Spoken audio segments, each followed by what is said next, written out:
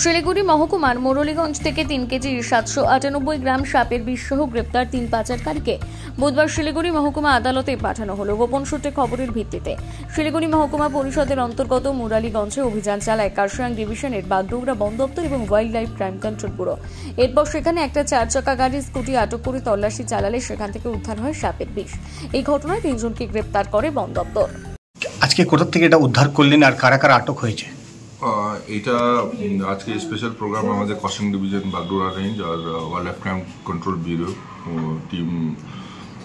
আমরা এটার পিছনে অনেক দিন ধরে ছিলাম, তো আমরা একটা যৌথ অভিযান করে এটাকে মানে ওরা বাংলাদেশ থেকে নিয়ে এসে ট্রানজিট করার জন্য কোথাও বেরিয়েছিল, বা হয়তো এটাও হতে পারে এখন একজন নিয়ে এসে অন্যকে দিচ্ছিল। এই মুরলীগঞ্জ বিধাননগর যে ব্রিজ আছে সে জায়গা থেকে আমরা টিপ অফ আমাদের কাছে ছিল, আমরা ওখানে গেড়ে যখন দেখছি যে গাড়ির মধ্যে এটা আছে সিজ করা হয়েছে। কজনকে আটক করা হয়েছে স্যার? 3 জনকে আটক করা হয়েছে। একটা হিউন্ডাই i10 গাড়ি আছে, একটা স্কুটিও আছে।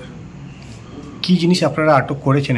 এটা হচ্ছে দেখুন, মার্কেটে এটা সবাই ক্রিস্টালাইজ স্নেক ভেনম সাপোজিটলি, তো স্নেক ভেনমই মনে হয়, তো স্নেক ভেনমই করে আমরা এটাকে সিজ করেছি।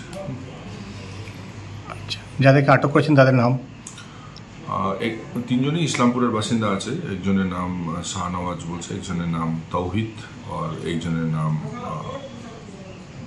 আজমল। পাশাপাশি কি কি আটক করেছেন আপনারা এর সাথে? এটার সাথে এটুকুই আছে, এটার সাথে ওই গাড়িগুলো আছে আর ওদের পার্সোনাল কিছু মানে আইটেমস আছে, সেটা আছে, আর কিছু নেই। স্যার, এটা জানা যাচ্ছে তারা আগেও ইলিগাল অ্যাক্টিভিটিতে জড়িত আছে।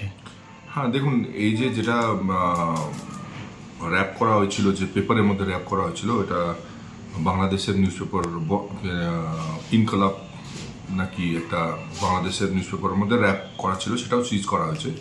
তো অবভিয়াসলি এটা বোঝা যাচ্ছে এটা বাংলাদেশ থেকে আসছিল।